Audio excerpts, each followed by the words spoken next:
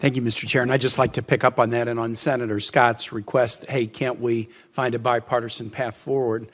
We should be able to invest more at ports of entry to get a lot more fentanyl before it crosses the border. There's sort of a lottery situation where we can only inspect one out of every so many vehicles, and the cartels know that, and they don't mind somebody getting caught and going to prison as long as they can get a lot of other fentanyl through the ports of border. So I'm sure hoping that the president's budget that comes over here next month asks Congress to do a robust investment in border security at ports of entry, because CBP is pioneering technologies that have shown that they can work, but we just have to do it with all vehicles and do it in a prompt way so that we can pick up more. I want to thank the CBP agents. When you look at the amount that's been interdicted either at the border by CBP agents or by the HIDTA task forces internally, you want to thank those folks, but you also want to say, as bad as this is, hundreds of thousands more pounds of these drugs, had they not been interdicted in that way by these public servants, how much worse it would be. The other bit of news, Dr. Gupta, that I was pleased to read in your testimony, and you mentioned it in your verbal testimony too, was that just as before COVID, we were seeing overdose deaths coming down, and then during COVID, for a variety of reasons, including fentanyl, but other reasons as well, the isolation of COVID, we saw overdose deaths go back up. You now have indicated that at least preliminary data suggests that for the last 5 months, they've been coming down again. It's too soon to call it a trend, but we want to watch it and learn from it.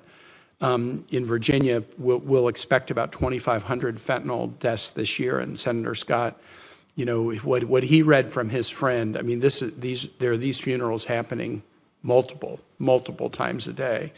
And I'm particularly, I guess I want to ask you, Dr. Milgram, Secretary Milgram, about kids. The kids get drugs and often accidentally overdose because they think they're getting an Adderall or they think they're getting something else, and it's cut with fentanyl. And so you mentioned in your testimony the One Pill Can Kill campaign. Tell us more about that campaign, and, you know, are you seeing it as a success? Because clearly if we can't make people aware of the danger and curb demand that way, there will always be a supplier who will be creative. But what can we do on the demand side? And One Pill Can Kill is designed to address that. Thank you so much, Senator, for that question. At this moment in time, we believe that public awareness is one of the most vital things that we can do. We have a very hardened senior agent in charge in the United States who said to me not too long ago that if he had an hour of time right now, and he had to choose between putting handcuffs on someone or doing public awareness, right now he would do public awareness, because still too many Americans do not understand the dangers. So we launched the One Pill Can Kill campaign in the fall of 2021, and we've done enforcement actions as well, and we've seized pills across the United States in all 50 states to highlight this work. We also give that campaign to anyone and everyone who wants it. We have intentionally not branded it from DEA or DOJ. And so we have a university in the Midwest that just launched it. We have a police department in Florida that has taken it on.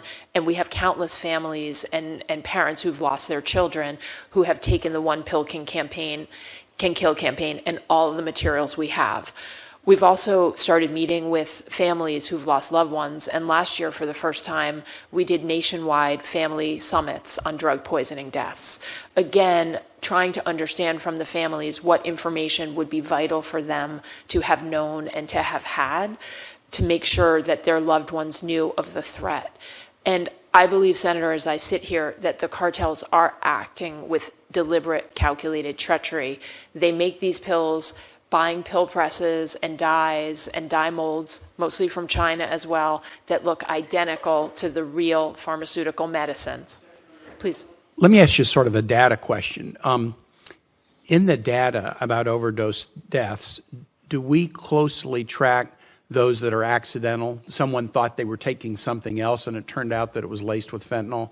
Because obviously any death to an overdose is a tragedy, but the strategy Yep. for dealing with the accidentals is a little bit different than the strategy for dealing with people who might have, become a patient taking prescribed opioids and then they go into fentanyl. So do we track that data? So two pieces. One is, if you listen to the language I use today, I don't use the term overdose anymore. And that's because of the time I've spent with the families who've lost loved ones.